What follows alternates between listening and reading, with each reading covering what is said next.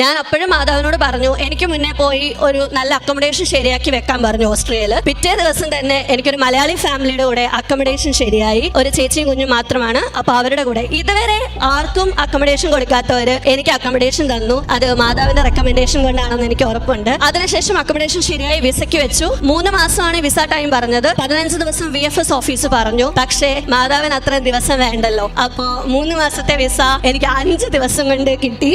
UK മനസ്സിൽ വിചാരിച്ചിരുന്ന ഞാൻ ഇപ്പോ ഒരു കൺട്രിയുടെ വിസ വിചാരിച്ചിരുന്ന എനിക്ക് 26 കൺട്രി പോകാനുള്ള ഷെങ്കൻ വിസയാണ് കിട്ടിയത്. എന്നെ സംബന്ധിച്ച് മാതാവ് എന്റെ ജീവിതത്തിൽ നടത്തിയ അത്ഭുതമായിട്ട് തന്നെയാണ് എനിക്ക് തോന്നുന്നത്. കാര്യം മനുഷ്യന്മാർക്ക് സാധിക്കാത്തത് പരിശുദ്ധ അമ്മയ്ക്ക് സാധിക്കും. ഞാൻ വെച്ച എല്ലാ ചുവടുവെപ്പിലും മാതാവിന്റെ കാശുരൂപം, മാതാവിന്റെ ഉപ്പ്, ഉടമ്പടി തൈലം, എല്ലാ കാര്യങ്ങളും എല്ലാ 2 ആഴ്ചയും ഞാൻ കുമ്പസാരിക്കുമായിരുന്നു. കുർബാന കൂടാൻ എനിക്ക് പറ്റുന്ന അവസരങ്ങളൊക്കെ കൂടുമായിരുന്നു. പരിശുദ്ധ അമ്മയുടെ റെക്കമെൻഡേഷൻ കൊണ്ട് കിട്ടിയതാണ്. ഞാൻ ഇന്ന് രാത്രി പോവാണ് ഓസ്ട്രിയക്ക്.